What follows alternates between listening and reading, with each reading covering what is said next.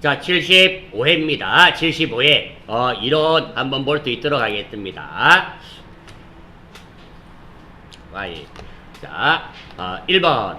일반 기업회계 기준상 수익 인식에 대한 설명으로 틀린 거 찾는 거네요. 특히 세무는 맞는 것보다는 틀린 거 찾아라는 문제가 더 많습니다. 1번 한번 봐요. 용역의 제공으로 인한. 자, 혹시 여러분들 재화와 용역이란 말 구분 가능한가요? 재화란 말 들어보셨죠? 재화는 우리 물건 말하는 거예요. 물건을 말하는 거고, 용역이란 말은 노동력을 제공하는 것을 용역이라 그래요. 재화와 용역은 다른 거예요, 다른 거. 맞죠?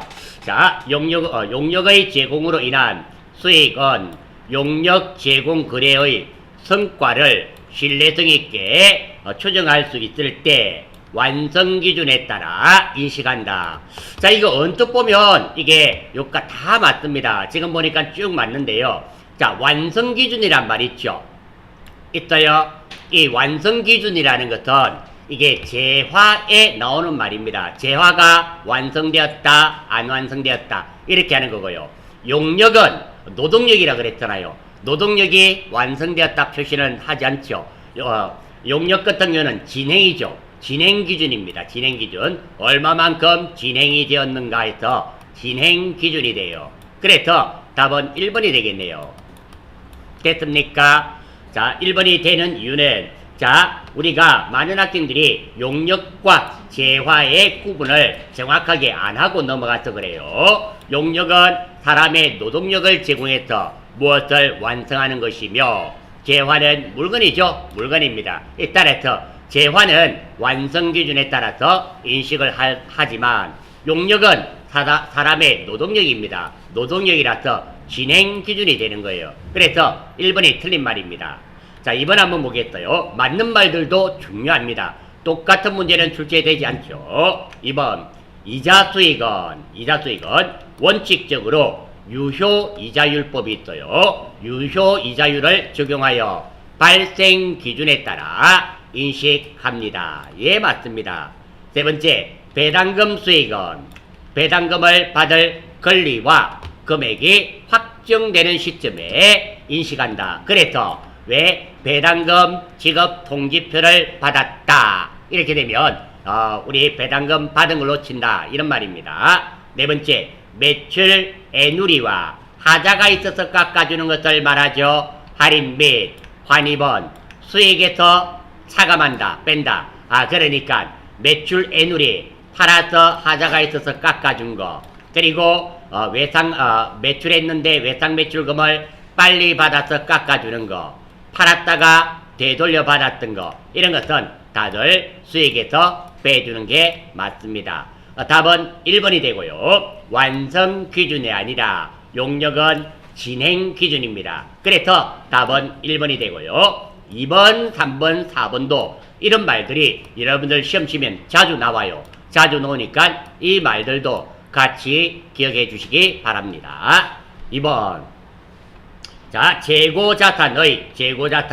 왜? 원재료, 그리고 제품, 반제품, 상품, 이런 거 말이죠. 시가가 원가보다 하락하는 경우에는 저가법을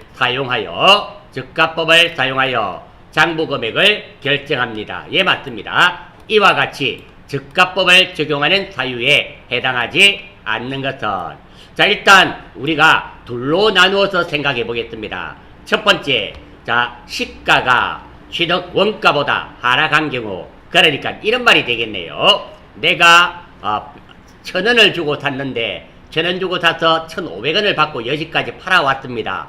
1,000원 주고 샀어요. 그런데 여차한 이유로 물가가 엄청 내려가지고 이게 팔면은 700원밖에 못 받게 되었습니다. 내가 산 가격보다 더 떨어지는 경우 있죠. 그런 거 말하는 거예요. 내가 원가는 1,000원 주고 샀는데 팔면은 700원밖에 못 받게 되었어요. 이런 경우를 말하는 겁니다. 두 번째, 이런 경우에는 저가법을 사용합니다. 어떤 거? 나는 이게 1,000원짜리가 아니라 700원짜리다. 이렇게 둘 중에 저가법을 사용하고요. 이렇게 저가법을 사용하는 것이 보수주의 방법이라 그래요. 왜 우리 정치도 보면 진보주의가 있고 진보가 있고 보수정당이 있잖아요. 그래서 사실 우리가 뭐 보수정당이라고 보수정당의 가장 뭐 아이콘이 한국당이죠. 한국당을 보수정당이랍니다. 그리고 진보정당, 우리나라에서 가장 진보정당은 정의당이죠. 정의당 이렇게 되는데요. 뭐 정치 이야기하려고 하는 건 아닙니다. 우리가 무엇이 보수이고 보수가 과연 좋은지 나쁜지, 진보가 과연 좋은 건지 나쁜 건지 이게 한번 생각은 해봐야 되겠다. 자, 보수란 말은 보수도 우리 안보 따집니다. 진보도 역시 마찬가지예요. 안보 중요하게 생각합니다. 그런데 보수주의는 어떻게 되는가 하면 현재 상태를 유지를 하는 거예요. 현재 상태 유지가 한 80%, 그리고 개혁과 변화가 한 20%, 개혁과 변화가 20%, 이렇게 하는 거, 이게 보수주의입니다. 현재 안정된 상태, 현재 상태를 유지하면서 어느 정도 일정 부분 개혁을 해 나가는 부분이 보수주의가 되고요. 진보주의는 안 그래요. 진보는 이게 상당히 낮습니다. 현재 상태 유지하는 것이 한 60% 정도 되고요. 나머지 40% 정도가 개혁이라는 거예요. 그래서 진보라고 개혁 성향이 없는 게 아닙니다. 보수라고 안정적인 성향이 없는 거 아니에요. 다만 이렇게 지금 보수는 현재 상태를 기반으로 해서 조금씩 변경해 가겠다는 거고요. 진보는 현재 지금 이대로 해가지고는 빨리 세상이 안 바뀐다. 현재 상태는 유지를 하긴 한데 최소한으로 유지하고 좀 급격하게 바꾸어 가자. 이게 진보 성향입니다. 그래서 보수가 좋고 진보가 좋고 이런 건 결코 아니라는 거예요. 이게 사람에 따라서 조금 달라지는 겁니다. 이 적가법은 보수주의입니다. 보수주의. 이렇게 되는 거예요. 이게 적가법을 적용하는 사회에 해당하지 않는 것은, 자, 문제가 이해가 되십니까? 우리가 이 답을 풀더라도 시가가 실효원가보다 하락하는 경우 이런 말 생각 안 하고 적가법이 뭔데 이런 말을 모르고 보기를 봐봤자 헛방이라는 겁니다. 그래서 그래요. 자, 알아주시고, 자, 1번부터 한번 보겠습니다. 보고기간 말로부터 1년 또는 정상 영업주기 내에 판매되지 않았거나 생산에 투입할 수 없어 장기 체화된 경우. 그러니까 이런 말입니다. 내가 올해 3월 달에 생산을 했습니다. 근데 이게 안 팔려가지고 내년 4월 달까지 안 팔렸어요. 그래서 이래 가지고 있는 거. 그러면 당연히 이때 생산했을 때보다 이때 가격이 낮아졌겠죠? 이런 경우 해당됩니다. 1번 맞습니다. 요때. 2번 진부화하여. 자, 이 말은 어느 정도 되는가 하면 썩은 기술 이렇게 되겠네요. 자, 우리 휴대전화 한번 예를 들어 보겠습니다. 갤로트 2, 3, 4, 8, 9 지금 뭐 나왔나요? 10 나왔나요? 9 나왔나요? 자, 갤로트 2가 있고 지금 현재 만들어진 것은 갤로트 9입니다. 이래 있는데 요거 갤로트 2 요게 진부화하였다 이런 말이에요. 옛날 기술을 말합니다. 진부화하여 정상적인 판매 시장이 사라진 경우. 자, 여러분 생각해 보세요. 내가 휴대전화가 하나 필요합니다. 갤로트 2는 10만원이라고 갤로트 9는 80만원이에요. 여러분들 같으면 10만원짜리 싸네 갤로트 2 사는 사람 있겠습니까? 아무도 없잖아요. 이게 왜? 기술이 진부화했잖아요. 이런 거 뭐 판매 시장이 사라진 경우 이런 경우 해당됩니다. 예, 2번도 맞습니다. 3번 완성하거나 판매하는데 필요한 원가가 하락하는 경우. 자, 판매하는데 원가가 하락하는 경우 한번 봅시다. 자, 이 말이 맞는가 한번 봐요. 완성하거나 판매하는데 원가가 하락하는 경우. 자, 그러면 우리가 한번 따져봅니다. 자, 내가 지금 예전에는 물건을 팔 때 100원을 받습니다. 100원을 지금 받고 있는데요. 쭉 얼마씩 물가 상승률에 의해서 지금 현재는 100원을 받고 있습니다. 아니면 하락을 해서 100원을 받든지 돼 있는데, 자, 내가 살 때는 완성하거나 판매하는데 필요한 원가가 하락한 경우 이렇게 돼 있는데요. 자, 내가 예전에 만들 때는 원가가 요거 80원이었어요. 80이었는데 지금 원가가 내려가지고 요게 50원 했습니다. 50원 했어요. 요때 80원. 예전에는 원가가 80원인데 지금은 50원에 했습니다. 50원에 하면 이 물건 가격도 당연히 원가가 80일 때는 20원 더 받아서 100원이 되고요. 그 다음에 요놈이 원가가 요거는 80원 되겠죠. 80원, 70원 이런 식으로 되게 됩니다. 따라서 이렇게 원가가 하락한 경우에는 저가법을 사용하지 않습니다. 원가가 이게 어떻게 됩니까? 50원짜리가 100원으로 오르게 되면 저가법을 선택하게 되겠죠. 여기 보면 저가법이라고 있잖아요. 저가법이라고 있는데, 자, 예전에는 원가가 100원이었습니다. 그런데 지금은 80원이에요. 저가법을 채택하면 이걸 채택하겠단 말이에요. 이거 아닙니다. 원가가 오르면 150원이 되잖아요. 원가가 오르면 이 가격이 저가가 되죠. 저가법을 채택하게 됩니다. 따라서 답은 3번이 되며 완성하거나 판매하는데 필요한 원가가 하락이 아니라 상승이 됩니다. 상승했을 때 저가법이 적용되죠. 올라가 버리면 내가 만들 때 원가가 100원이고 지금은 200원입니다. 이 둘 중에 저가법이니까 어떤 게 선택된다? 100원짜리가 선택이 됩니다. 그래서 원가가 하락하는 경우가 아니라 원가가 상승할 때 저가법을 채택하게 되어 있어요. 답은 3번입니다.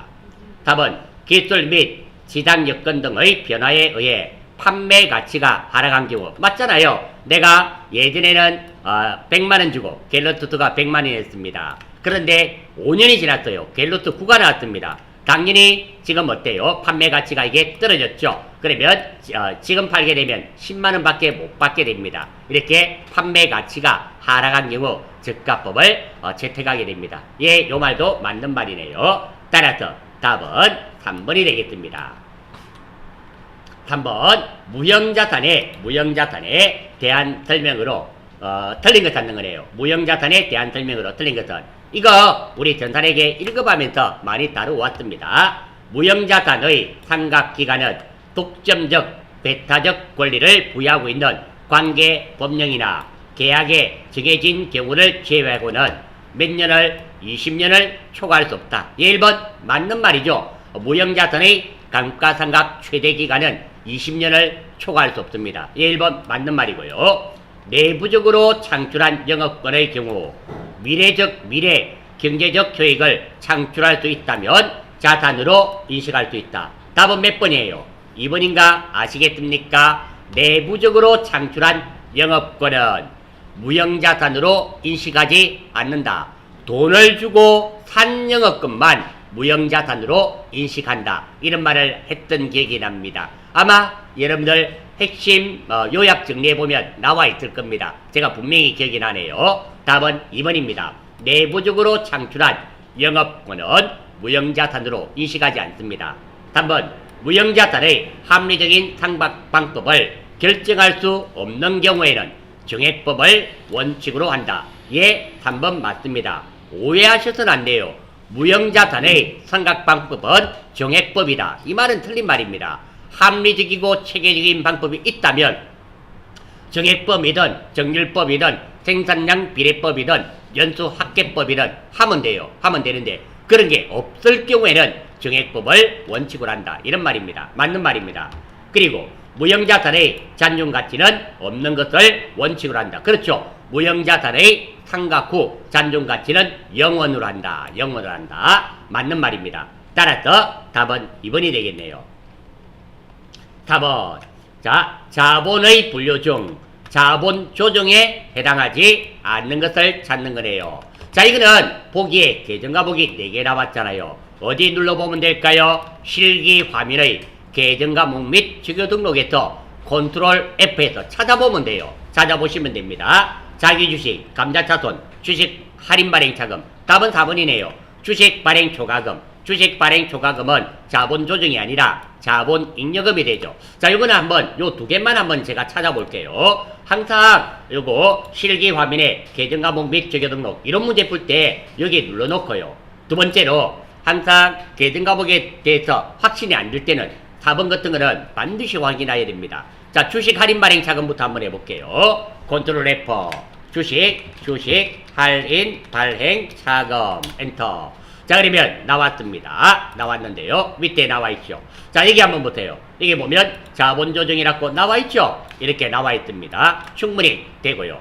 두 번째 주식 발행 초과금 한번 찾아볼게요. 컨트롤 F 주식, 발행, 초과금. 두 개만 찾아보겠습니다. 찾았네요. 여기도 마찬가지죠. 주식, 발행, 초과금 여기에 찾았고요. 여기에 보시면 뭐 자본, 잉여금으로 나와 있습니다.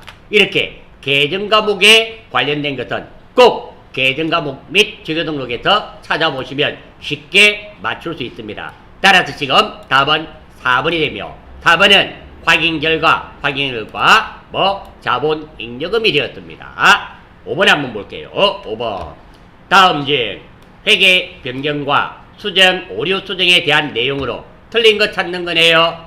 새로 변경된 회계 정책의 변경된 새로운 회계 정책은 소급하여 적용하여야 한다. 예, 맞습니다. 회계 정책이 변경이 되면 과거부터 소급해서 적용되어야 됩니다. 두 번째, 요거 맞아요. 회계 추정 변경의 효과는 당해 회계 연도 종료일부터 틀렸네요. 자, 당해 회계 연도 여기까지는 맞았어요. 종료일부터가 아니라 시작일부터 해야 돼요. 그래서 2번이 틀렸습니다. 종료일이 아니라 시작일부터예요. 2번 틀렸습니다. 답은 2번이네요. 맞는 것들도 중요합니다.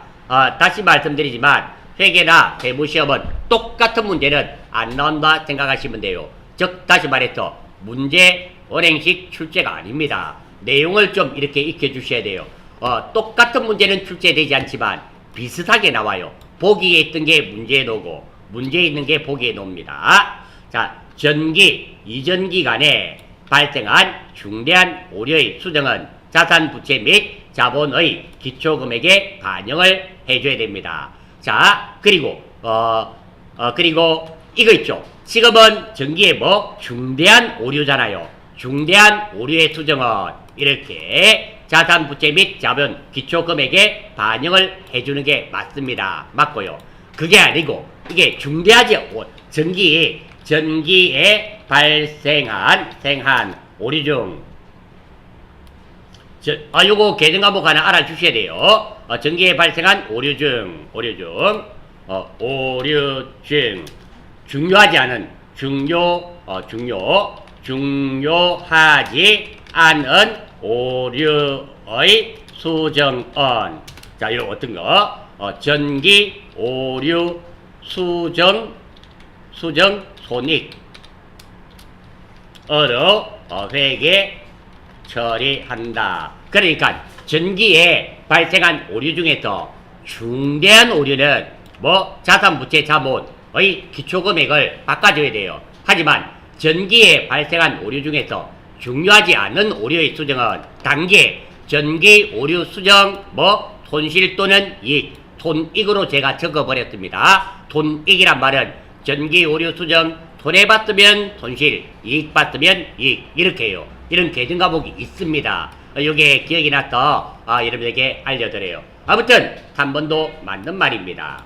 답은 비교 재무제표를 작성하는 경우 중대한 오류의 영향을 받는 회계기간의 재무제표 항목은 다시 재작성한다. 예, 맞습니다. 중대한 오류는 이렇게 재작성을 해줘야 돼요. 하지만 중요하지 않은 미미한 오류는 뭐 단기에 전기 오류 수정 손실 또는 전기 오류 수정 이익으로 회계 처리하면 됩니다. 따라서 답은 2번이 되며 2번은 당해연도 종료일부터가 아니라 뭐 시작일부터가 돼야 됩니다. 그래서 틀렸습니다.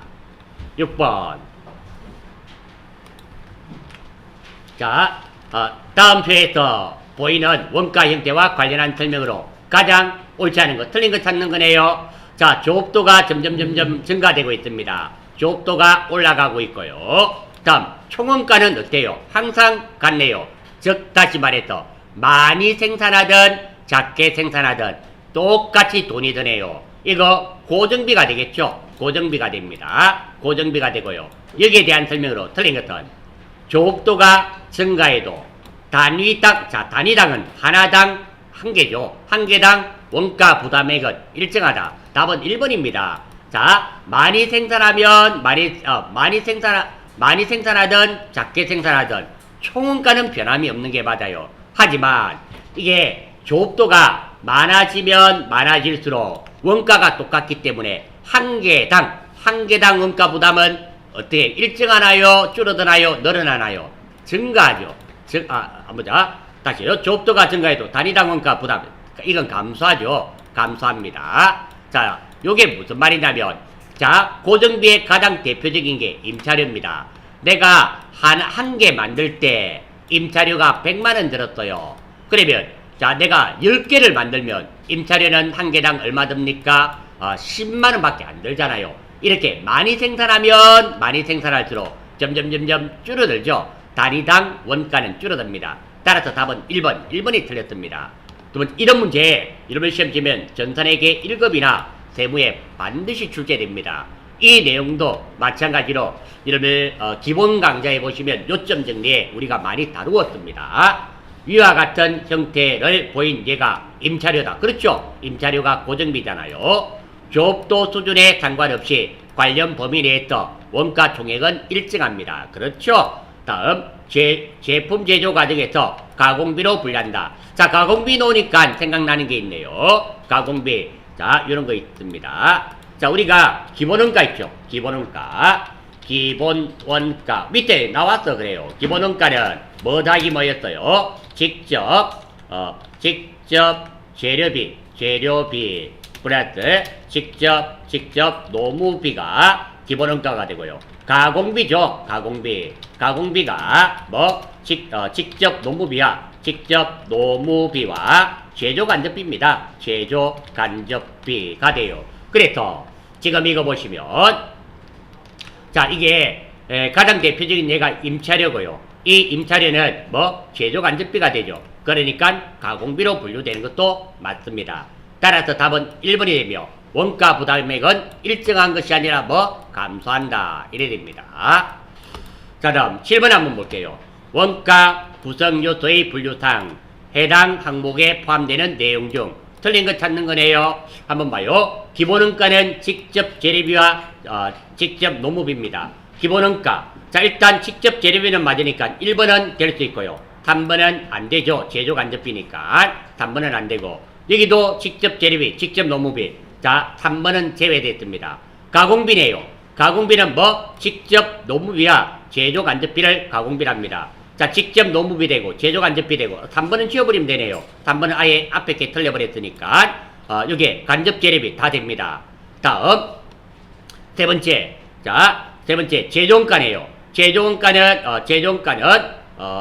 가공비는 다시 한번 볼까요? 제조원가, 직접 재료비, 직접 재료비, 직접 노무비 다 맞는데요. 분류상 원가에 틀린 것은 기본원가, 직접 노무비 요거 틀렸고 3번 틀렸고, 직접 재료비, 직접 노무비, 기본원가 다 맞고요.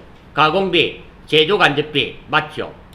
요거는 필요 없고, 가공비, 제조간접비 맞고, 간접 재료비, 직접 재료비, 간접 재료비, 요 가공비 간접 재료비는 아니죠. 다음 제조원가, 이 뭔 말이지? 직접 재료비, 직접 노무비,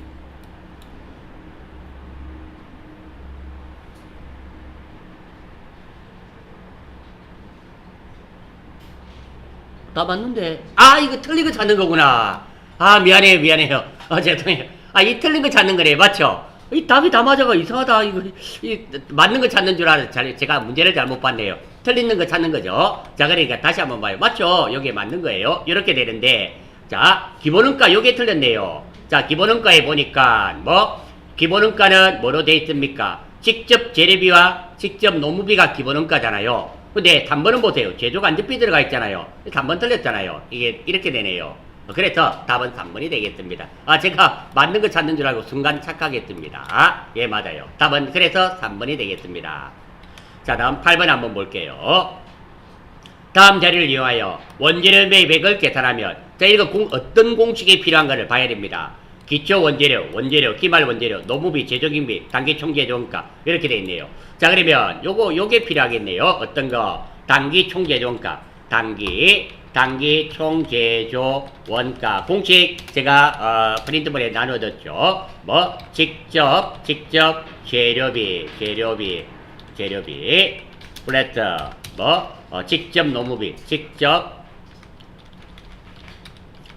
노무비 플러스 제조간접비입니다. 제조간접비 이가 되는데요. 이게 맞춰서 하면 되겠죠.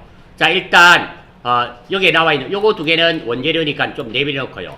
자, 노무비 발생액인데요. 노무비가 얼마입니까? 1,000만원. 요게 1,000만원. 다음 단기 제조간접비가 500만원. 요거 500만원이네요. 요렇게 적을 수 있고요. 다음 자, 단기 총재원가는 총재원가 이거는 뭐 가공원가의 200%다. 가공비는 요거잖아요. 요거의 200%니까 요게 얼마가 돼야 됩니까? 요거 1,500만원의 200%니까 이게 3,000만원이 돼야 되네요. 자, 그러면 직접 재료비가 구해집니다. 이 직접 재료비는 얼마가 돼야 되나요? 이게 1,500만원 안 되면 안 되겠네요. 이렇게 구해질 수 있습니다. 자, 지금 노무비와 제조경비 그대로 적었고요. 그리고 단기 총재조원가는 가공원가의 200%니까 요거가 가공원가 아닙니까? 직접 노무비와 제조간접비가 가공원가니까 요거의 200%는 2배 3,000만원입니다. 그럼 직접 재료비는 1,500만원이에요. 그런데 밑에 원재료가 나와 있잖아요. 그게 원재료가 지금 얼마입니까? 3,000만원, 1,500만원, 1,500만원인데, 자, 이 원재료는 기초 원재료,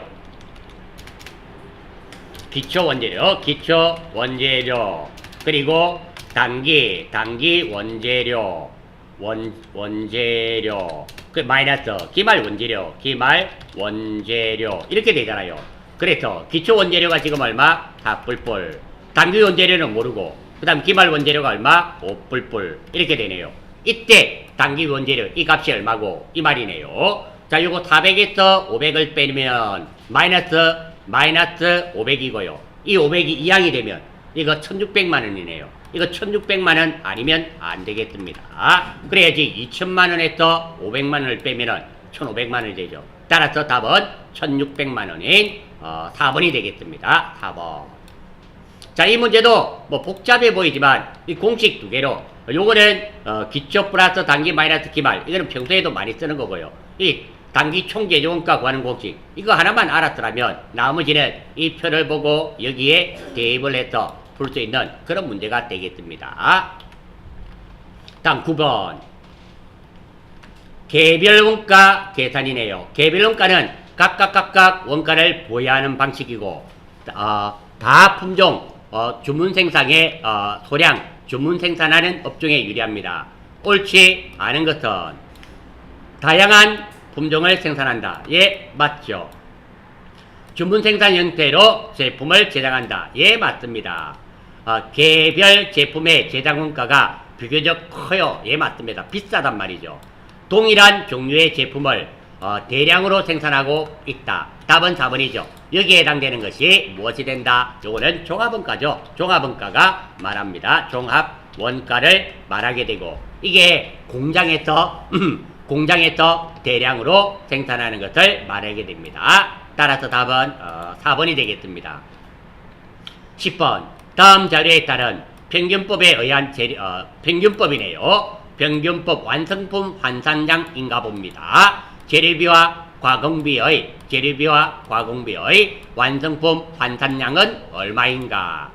단 원재료는 이거 초기에 딱 투입하는 게 아니라 원재료는 공정 30% 시점에서 전량 투입되며 이렇게 되네요. 가공비는 공정기간 동안 균등하게 이루어진다. 자, 그러면 물량의 흐름에 따라서 자, 우리가 한번 그려보겠습니다. 제공품이 되겠죠.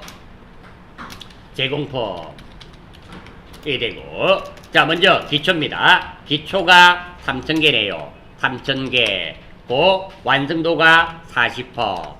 이렇게 물량의 흐름에 따라서 이런 표를 하나 만듭니다. 40% 됐고 다음 단기 투입이죠. 단기 투입 투입이 착수량이네요. 여기 착수량 요거 말하는 겁니다. 착수량으로 바꿀까요? 착수량 같은 말입니다. 몇 개? 7,000개 이렇게 하고요. 그리고 자, 완성입니다. 완성품이 몇 개? 8,000개가 되고요. 그리고 기말이 몇 개? 기말이 2,000개네요. 2,000개가 되고 완성도가 20%입니다. 자, 이렇게 해서 만들어지겠네요. 일단 요게 요렇게 물량의 흐름에 따라서 이렇게 만들어줘야 됩니다.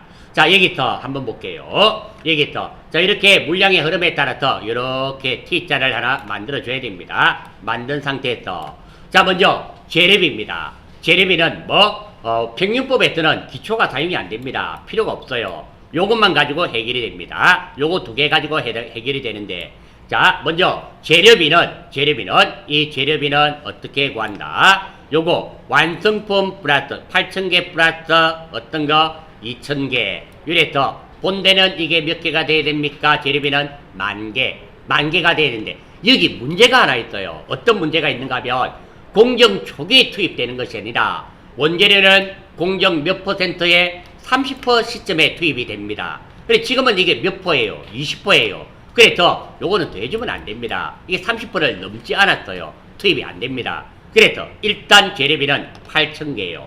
8,000개. 답은 1번 아니면 2번이 됩니다.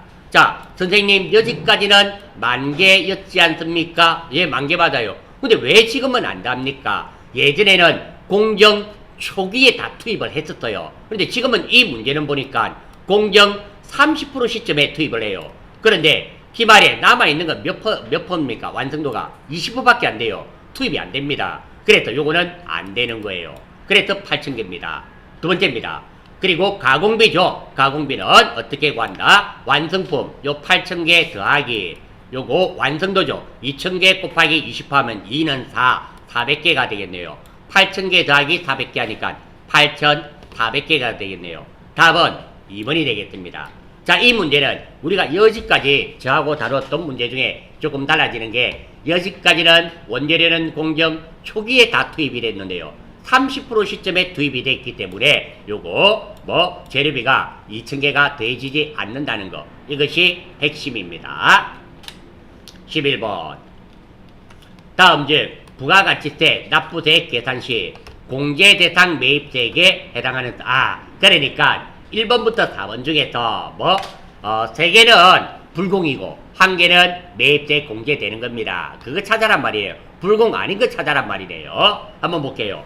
사업과 무관한 부가가치세 매입세, 우리 직접 사업과 관련이 없는 부가가치세 매입세 불공입니다. 이거 불공. 다음 공장 부지 및 택지의 조성에 관련된 부가가치세 매입세, 토지 구입에 따른 부대 매입세, 그 자체가 불공입니다. 다음 자동차 판매업의 영업직원에 사용되는 8인승 승용차, 승용차는 그 자체가 불공입니다. 답은 그렇죠. 체육대회 증정, 과세 물품 부가세, 이것도 불공이네요. 자, 다 불공인데요. 자, 여기서 우리가 하나 놓친 게 있습니다. 다 불공이 맞아요. 다 불공이 맞는데 답은 3번은 매입세 공제됩니다. 답은 3번이네요. 자, 어떤 거냐면 8인승 승용차입니다. 일반적인 업체에서 8인승 승용차까지만 승용차죠. 그래서 불공이 되는 거 맞습니다. 그런데 지금은 일반적인 업체가 아니라 자동차 판매업이잖아요. 자동차 판매업에서 승용차는 이것은 매입세액이 공제가 됩니다. 그래요. 다시 한 번 더 말씀드립니다. 자, 승용차는 그 자체가 불공이에요. 단 1000cc 미만은 매입세액 공제되죠. 승용차는 불공이 맞습니다. 그런데 자동차 판매업에서 영업에 사용되는 이 8인승 승용차는 매입세액이 공제가 됩니다. 우리가 왜 여기서 승용차는 다 불공이라 했는가 하면은 우리 회사가 제조업을 영위하는 중소기업이라는 전제 조건이 있었잖아요. 자동차 판매업이 아니었거든요. 그래서 승용차는 다 불공이라 이렇게 말씀을 드린 거였습니다. 맞아요. 맞는데 지금은 문제가 자동차 판매업의 영업직원에 사용되는 거 8인승은 요거는 매입세액 공제됩니다. 또 이런 것도 있을 수 있죠. 자, 우리 택시회사 있죠. 택시회사에서 필요한 게 뭡니까? 택시가 필요하죠. 택시 타면 부가세 주게 됩니다. 이 택시업에서 택시산 이 승용차는 매입세액 공제가 됩니다. 이렇게 되는 거예요. 이게 업종에 따라서 차이가 나는데요. 이런 건 아주 예외적이죠. 일반적인 경우가 아니고, 어쨌든 지금 이 말이 요 말이 없었더라면 불공이 맞는데 이 말 때문에 매입세액 공제가 됩니다. 그래서 답은 3번입니다. 자, 다음 12번. 자, 다음 중 세금 계산서를 발급해야 하는 거래는 그러니까 보기 4개 중에서 3개는 세금 계산서 교부하지 않고요. 1개는 반드시 해야 되는 게 있단 말입니다. 첫 번째, 소매업자가 공급하는 재화로서 상대방이 세금 계산서를 발급 요구하지 않는 경우, 이게 여러분들 많이 해당될 겁니다. 내가 하이마트나 여러분들 소비자가 직접 하이마트 가서 물건 사고 세금 계산서 끊어달라 말 안 하니까 세금 계산서 끊어줘요? 안 끊어줘요? 안 끊어줘요. 그렇죠? 요구하지 않으면 발급하지 않아도 됩니다. 요거는 발급 안 하는 거. 두 번째, 판매 목적 타 사업장 반출을 제외한 재화의 간주 공급. 자, 여기서는 핵심적인 단어가 어떤 거냐면 간주, 팔았다 치고 간주 공급은 뭐 신고하고 부가세 납부만 하면 됩니다. 그리고 세금계산서 발행 의무가 없어요. 2번도 맞는 말입니다. 자, 4번도 먼저 봐요. 왜냐면 이 간주 임대료가 있잖아요. 간주 임대료도 뭐 임대료 받았다 치고 부가세 신고하고 납부만 하면 됩니다. 이것도 마찬가지예요. 간주 공급은 세금계산서 발행하지 않습니다. 그러면 답은 3번이 되겠네요. 답은 3번이 되겠습니다. 3번은 무슨 말인가 한번 보겠습니다.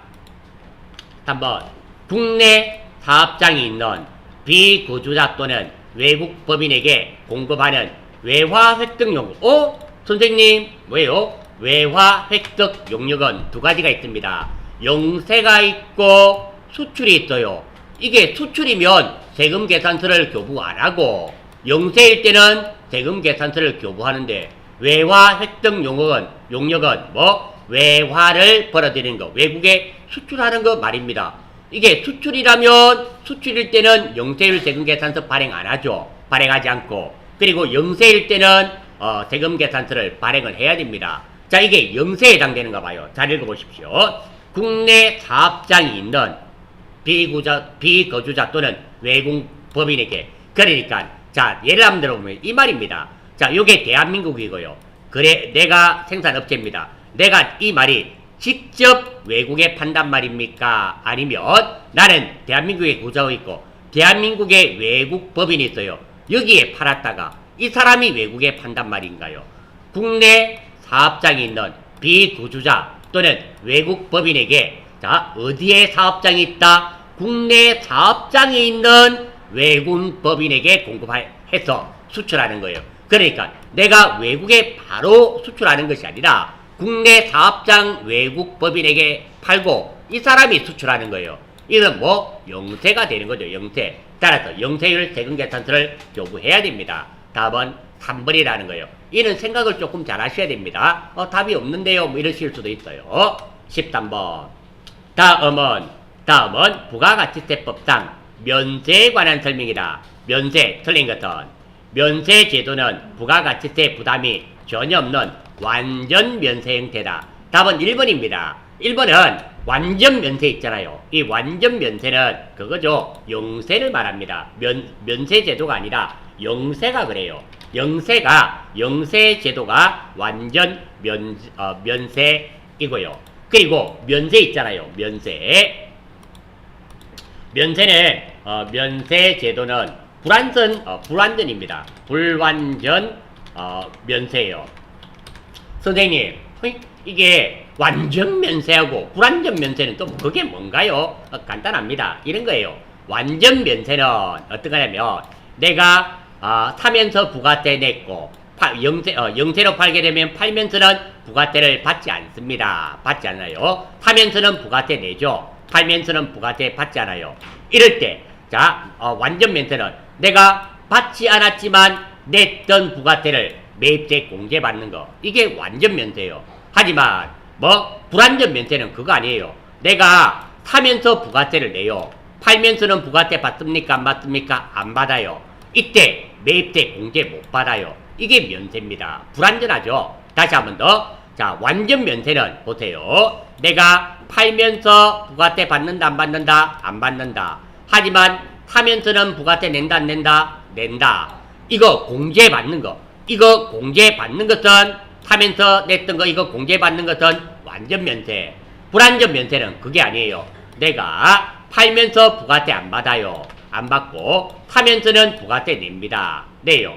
그런데 이거 사면서 냈던 이거 공제 못 받는 게 면세예요. 왜? 면세와 영세가 차이점이 이겁니다. 이해가 되시나요? 이렇게 해주세요. 14번. 그래서 답은 1번 틀렸습니다. 맞는 거 한번 볼까요? 면세 사업자는 부가가치세법상에서는 사업자가 아니에요. 왜? 부가세 안 내는 사람이니까 부가세 안 내는 사람이니까 이 사람은 맞습니다. 면세제도는 부가가치세의 역진성 완화에 그 취지가 있다. 자, 역진성이란 말이 좋은 말이 아닙니다. 자, 이게 역진성이 나쁜 말이에요. 이게 어떤 거냐면은 간접세가 대부분 그렇죠. 여기에 역진성이란 말은 못 사는 사람 수입이 적은 사람이 세 부담 적은 사람의 세 부담률이 높은 것을 역진성이라 그래요. 쉽게 말해서 못 사는 사람이 세 부담률이 더 높은 거, 그게 역진성입니다. 그래서 그거 없애려고 있는 게 면세 맞습니다. 그러니까 가장 대표적인 예가 담배입니다. 담배. 자, 담배에 4,500원 안에는 부가세가 한 400원 정도 들어가 있다 쳐요. 400원 들어가 있습니다. 그럴 때 내가 한 달에 수입이 한 200만 원 정도밖에 안 되는, 내가 부가세를 내도 200만 원밖에 안 되는 사람도 부가세 얼마 냅니까? 이 사람도 400원 정도를 내요.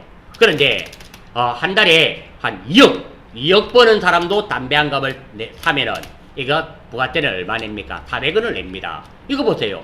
2억 버는 사람의 400원과 200만 원 버는 사람의 400원이 과연 같을까요? 다르다는 거예요. 그게 바로 역진성이라는 겁니다. 그러니까 초등학교 1학년 학생의 5만 원의 개념과 내가 생각하는 5만 원의 개념이 과연 같을까요? 다르죠. 왜? 초등학교 1학년 학생의 경제 규모와 내 경제 규모가 다르다는 겁니다. 그런 거예요. 그거 역진성이 안 좋은 거예요. 안 좋은 말입니다. 완화하는 거 맞아요. 네 번째, 영세율 적용 대상이 되는 경우 및 학술단체 또는 기술연구단체가 공급하는 경우에 한하여 면세를 포기할 수도 있습니다. 예, 맞습니다. 따라서 답은 1번이 됩니다. 자, 영세제도입니다. 완전 면세는 영세고 면세는 불완전 면세가 됩니다. 따라서 답은 1번입니다. 14번. 다음 중 소득세법상 근로소득의 범위에 해당하지 않는 것은, 아마 이거는 따로 공부하지 않으시면 찍는 길밖에 없어요. 찍는 길밖에 없고 한번 보겠습니다. 범인의 주주 총회의 결의에 따라 받은 받은 소득, 이거 근로소득입니다. 맞습니다. 두 번째, 법인세법에 따라 상여로 처분된 금액, 이것도 근로소득입니다. 다음, 근로자가 회사로부터 주택의 구입, 임차에 소요되는 자금을 무상으로 대여받는 이익, 이것도 근로소득으로 봅니다. 그러니까 우리 회사는 집을 사거나 빌릴 때 회사에서 기숙사가 없어서 그 대금 중 일부 또는 전부를 지원해줘요. 도와줍니다. 무상으로. 이러면 이자 안 내겠죠? 그런 거 근로소득으로 봅니다. 답은 4번이네요. 자, 4번 한번 보겠습니다. 자, 법인의 임직원이 고용관계에 따라 부여받은 주식 매수 선택권을 퇴사 후에 행사함으로써 얻은 이익을, 이것은 기타 소득입니다. 이게 기타 소득이래요. 따라서 답은 4번이 되겠네요. 이런 건 하나 익혀주시는 게 밖에 없습니다. 왜? 소득세법에 관련된 거죠. 자, 15번.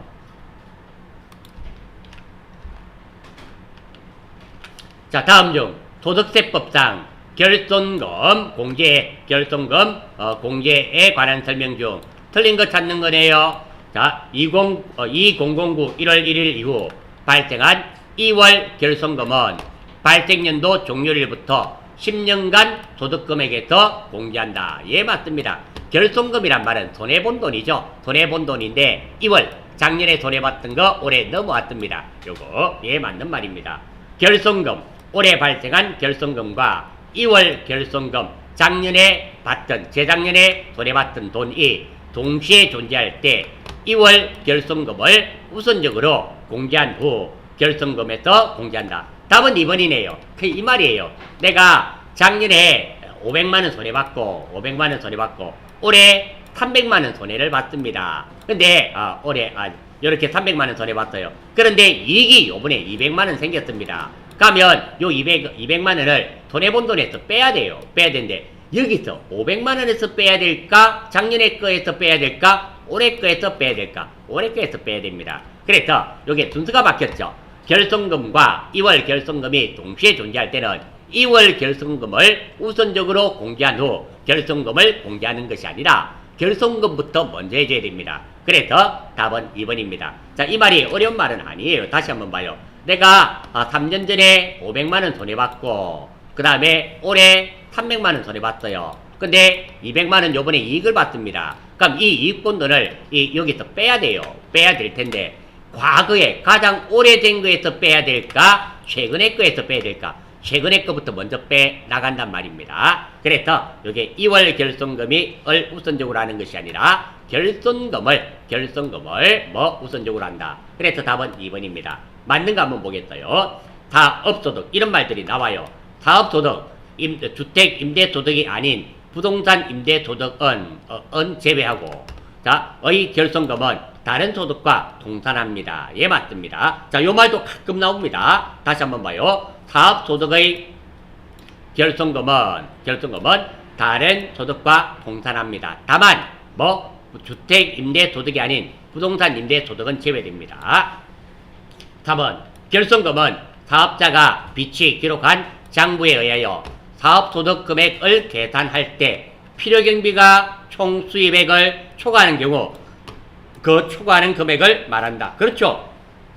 결손금은 손해본 건데요. 어떤 거냐면 내가 소득 중에서 필요경비가 있어요. 필요경비가 내가 1000만 원이라 치겠습니다. 근데 총수익 금액은 800이에요. 그러면 한번 보세요. 받은 돈은 800밖에 못 벌었는데 필요경비는 1000만 원이에요. 빼면 어떻게 돼요? 이 800만 원에서 1000만 원을 빼면은 마이너스 200 되잖아요. 이게 결손금이다. 이런 말입니다. 따라서 맞는 말이 되고요. 요거 답은 어떤 게 된다? 답은 요거죠. 답은 2번이 틀렸네요. 자, 여러모로서 이런 문제는 마무리하겠습니다.